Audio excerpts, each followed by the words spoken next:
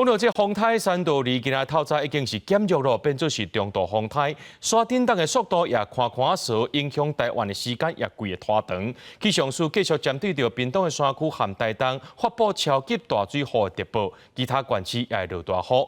根据着这气象署的统计，台东的金站山一日的累积雨量超过着700毫米，是全台湾上界多。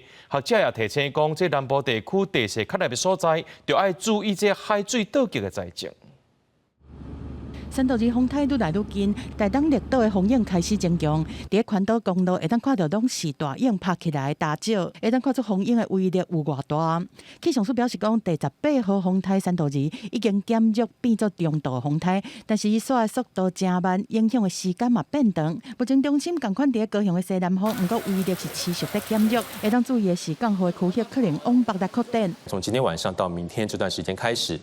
因为受外围环流跟地形交互作用的影响，在基隆北海岸跟大台北山区这些地区的雨势开始会有逐渐明显起来。到明天的时候，下雨的情况还会持续，可能预估会有局部大雨或豪雨的情形。虽然风台减弱啊，但是威胁同款搁伫哩，尤其是外围环流的大水雨含透风。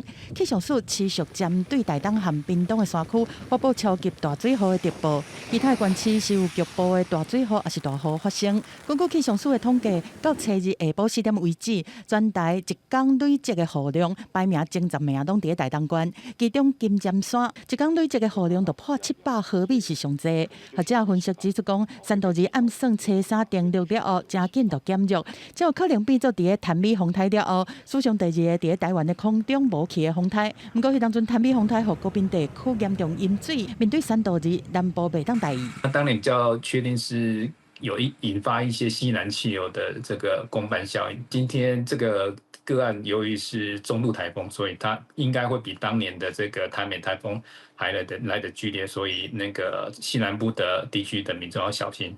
学者表示讲，北台湾伫这时虽然无明显的风雨，但是到暗时了后，就会渐渐增强。气象署强调讲，秋天的风台变化较侪，路径有可能会随时改变，风雨造成的影响和时间嘛会随时做修正。